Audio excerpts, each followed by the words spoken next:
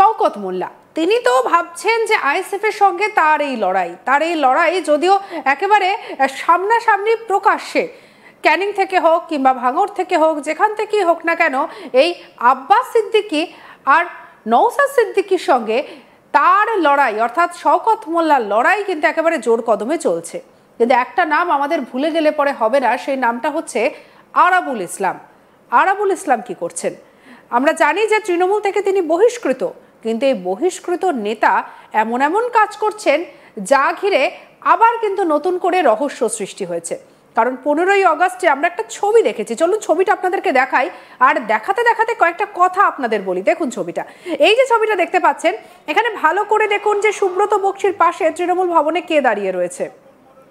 জয়প্রকাশ মজুমদার রয়েছেন, সুব্রত বক্সি রয়েছেন, আর সেখানে দেখা গেছে আরাবুল ইসলামকে ওই দেখুন পেছনে দাঁড়িয়ে রয়েছে। দেখতে পাচ্ছেন কি অবস্থা? 15ই আগস্টের পতাকা উত্তোলনের সময় তৃণমূল ভবনে এই ছবিটা দেখা গিয়েছে। এবার স্বাভাবিকভাবে এরকম একটা ছবি যখন দেখা গেছে প্রথম সারির নেতাদের সঙ্গে, প্রশ্ন তো উঠবেই যে তাহলে আমরা যে ভাবছি যে শওকত মোল্লার সঙ্গে নওশাদ সিদ্দিকী এবং আব্বাস সিদ্দিকীর লড়াই, আসলে কি চুপি চুপি দলের অন্দরে থেকে এইভাবে কি ভোট কাটতে চলেছেন আরাবুল ইসলাম? যেখানে তিনি সাসপেন্ড হয়েছেন সেখানে কি করে তিনি দলের প্রধান দপ্তরে মানে তৃণমূল ভবনের মতো জায়গায় কি করে তিনি থাকতে পারেন, প্রশ্ন উঠেছে। যেখানে উপস্থিত রয়েছেন একাধিক হেভিওয়েট নেতৃত্বরা, কি করে এটা হতে পারে? কথা বলবো প্রসেনজিতের সঙ্গে। প্রসেনজিৎ, এই ছবিটা রীতিমতো চাঞ্চল্যের সৃষ্টি করেছে, তাহলে কি আরাবুল ইসলাম পেছন থেকে কোনো কলকাঠি নাড়ছেন? দেখো, এটা কিন্তু কোটি টাকার প্রশ্ন। তার কারণ আরাবুল পেছন থেকে যে কি কলকাঠি নাড়ছেন সেটি কিন্তু এখনো পর্যন্ত তৃণমূল কংগ্রেস কর্মীদের কাছে পরিষ্কার নয়। তবে আরাবুল ইসলামের যে একটা আলাদা বেস আছে, তিনি ভাঙড়ের ছেলে, ভাঙড়ের ভূমিপুত্র, ভাঙড়ের তিনি তাজা নেতা, ভাঙড়ে তিনি দীর্ঘদিন লড়াই করেছেন এবং এমন এক সময়ে তিনি ভাঙড় থেকে তৃণমূল কংগ্রেসের হাত শক্ত করেছিলেন ভোটে জিতে, বিধানসভার ভোটে জিতে। সেই সময় কিন্তু রাজ্যে তৃণমূল কংগ্রেস ক্ষমতায় আসেনি, অর্থাৎ সিপিএমের সাথে লড়াই করে, রেজ্জাক মোল্লার মতো সিপিএমের হেভিওয়েট নেতাদের সাথে লড়াই করে তিনি কিন্তু ভাঙড় বিধানসভাকে ছিনিয়ে এনেছিলেন সিপিএমের হাত থেকে এবং সেখানে কিন্তু তিনি জয়লাভ করেছিলেন।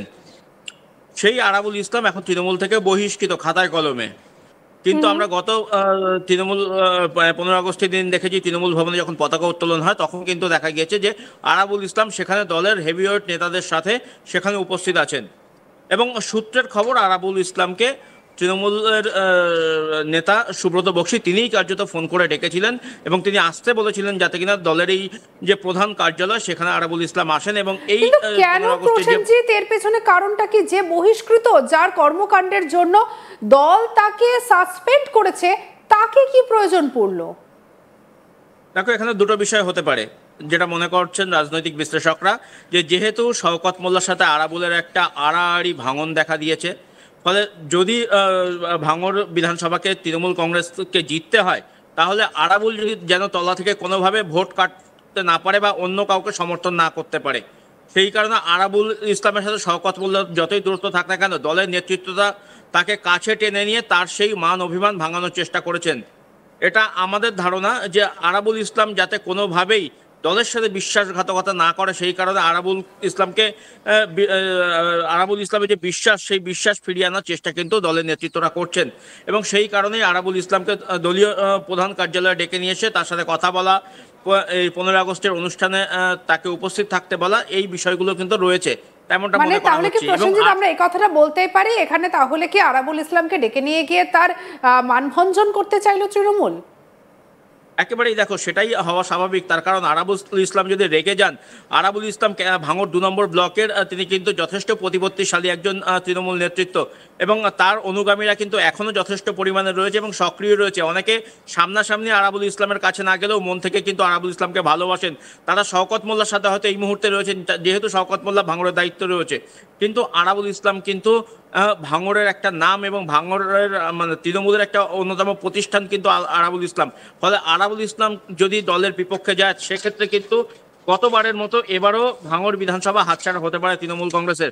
আর তাই আরাবুল ইসলামের মানভঞ্জন করার জন্যই কার্যত তৃণমূল নেতৃত্বরা তাকে দলের প্রধান কার্যালয়ে ডেকে তার মানভঞ্জনের চেষ্টা করেছে বা তার বিশ্বাস অর্জনের চেষ্টা করেছে। একেবারে প্রসেনজিৎ, এই জায়গা থেকে আরো একটা বিষয় জানতে চাইবো, কিন্তু তাদের এই চেষ্টা বাস্তবে কতটা রূপ পাচ্ছে বলে জানতে পারছো? খবর কি বলছে? দেখো, এলাকায় খোঁজ খবর নিয়ে যেমনটা জানা গিয়েছে, আরাবুল ইসলাম কিন্তু এখনো যথেষ্ট পরিমাণে নিষ্ক্রিয় হয়ে রয়েছেন। ফলে তিনি কোনো রকম দলীয় কার্যকলাপে অংশগ্রহণ করছেন না। যেহেতু তিনি বহিষ্কৃত হয়ে রয়েছেন খাতায় কলমে, তৃণমূল কংগ্রেসের তরফ থেকে এখনো পর্যন্ত তাকে দলে ফিরিয়ে নেওয়ার যে ঘোষণা সেটা কিন্তু করা হয়নি।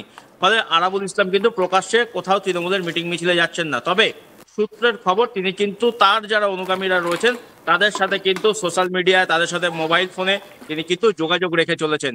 এবং তিনি তার যে লোকজন রয়েছে সেই লোকজনের সাথে তিনি একত্রিত করে তিনি কিন্তু একটা বড়সড় খেলা বা বড়সড় শক্তির প্রদর্শন আগামী বিধানসভা নির্বাচনের আগে করতে পারেন, তেমনটা মনে করা হচ্ছে। এবং সূত্রের এমনও খবর, আরাবুল ইসলামকে যদি বিধানসভা নির্বাচনের আগে দলে ফিরিয়ে না নেওয়া হয়, তাকে যদি দলের কোনো রকম গুরুত্বপূর্ণ দায়িত্ব না দেওয়া হয়, তাহলে কিন্তু তিনি অন্য কোনো রাজনৈতিক দলের সাথে যোগও দিতে পারেন। সেটা সরাসরি না হলেও পেছন থেকে সেই দলকে কিন্তু সাপোর্ট করতে পারেন, তেমনটাও কিন্তু শোনা যাচ্ছে। একেবারে অবশ্যই প্রসেনজিৎ, তুমি আমাদের সঙ্গে থাকো। তবে এই জায়গা থেকে আরেকজনের বক্তব্য কিন্তু না শুনলেই নয়। তিনি হচ্ছেন নওশাদ সিদ্দিকী। একদিকে আমরা যখন দেখছি যে আব্বাসের সঙ্গে একেবারে শওকত মোল্লার এই যে একদম যে জোর চর্চা, সেটা একদম রাজনৈতিক পরিসরে সরগরম করেছে রাজনৈতিক পরিসরকে, তখন কি বলা হয়েছে নওশাদ সিদ্দিকীর পক্ষ থেকে শুনবো। শওকত মোল্লা আজকে মঞ্চ থেকে আবারও হুঁশিয়ারি দিয়ে বললেন দুই ভাইয়ের ঘুম হারাম করে দেবেন। আমার সত্যি বলতে গত রাত্রে খুব ভালো ঘুম হয়েছে, আজকে শরীর টায়ার্ড আছে। আমি ক্যানিং পশ্চিম গিয়েছিলাম, ভাঙড়ে বিভিন্ন জায়গায় গিয়েছি, এখনই ঘুম পেয়ে যাচ্ছে। শান্তির ঘুম আমরা ঘুমোচ্ছি। একটা কথা বলি, শওকত মোল্লা ডায়লগ দিলেও শওকত মোল্লা দলের নেত্রীর ঘুম কতটা ভালো হচ্ছে, কি আইসেট ফোবিয়াতে ভুগছে তাদেরকে জিজ্ঞাসা করুন। বলছে আপনারা 4 বছর ধরে ভাঙড়ের মানুষদেরকে ল্যাং মেরেছেন, 2026-এ আপনাদের ল্যাং মেরে দুই ভাইকে বাড়ি পাঠাবেন। দেখুন, ভাঙড়ের মানুষজন ভালো করে জানে নওশাদ সিদ্দিকী তাদের সাথে বেইমানি করেনি, তাদের আস্থাকে কোনোদিন নষ্ট করেনি। যদি আমি ল্যাং মারা কাকে বলে, যে ভাঙড়ের মানুষের ভোট নিলাম, দল চেঞ্জ করে দিলাম, সে কাজ আমি করেছি। আমার উপরে অত্যাচার, আমার উপরে 19টা মামলা, একাধিক ধারাই মামলা, একাধিক বার জেল খাটিয়েছে, তারপরেও ভাঙড়ের মানুষের আমি আস্থাকে নষ্ট করিনি। তো ভাঙড়ের মানুষ বিশ্বাস করে আমাকে ভোট দিয়েছিল, শাসকের বিরুদ্ধে গিয়ে ভোট দিয়েছিল, তাদের ভোটকে আমি সম্মান এখনো জানিয়ে আসছি, শেষ দিন পর্যন্ত সম্মান জানাবো। ব্যাপারটা হচ্ছে শওকত মোল্লা সাহেব আতঙ্কে আছে। তো আতঙ্কে কি বলছে না বলছে ওনার হুঁশ নেই। আরো বলেছেন যে আব্বাস সিদ্দিকী অর্থাৎ আপনার বড় ভাই, তিনি যেখানেই দাঁড়াবেন মমতা বন্দ্যোপাধ্যায়কে তিনি বলছেন যে আমাকে সেখানে দাঁড়ানো হবে, জামানত জব্দ করার হুঁশিয়ারি দিয়েছেন। মমতা ব্যানার্জির সাথে আগে কনফার্মেশনটা নিয়ে নিন, লিখিত নিতে বলুন, তারপর পুরো দাঁড় কথায় দেখিয়ে দেবো। প্রসেনজিৎ, একটা প্রশ্ন করতেই হচ্ছে এবং খুব জানতে ইচ্ছা করছে, এবং তার এই যে বক্তব্য থেকে একটা বিষয় পরিষ্কার, যে নিজেদের দলের ব্যাপারে বা নিজেদের সম্পর্কে বা আদর্শ নিয়ে একেবারে কিন্তু পুরো ক্লিয়ার কাট কথা বলছেন নওশাদ।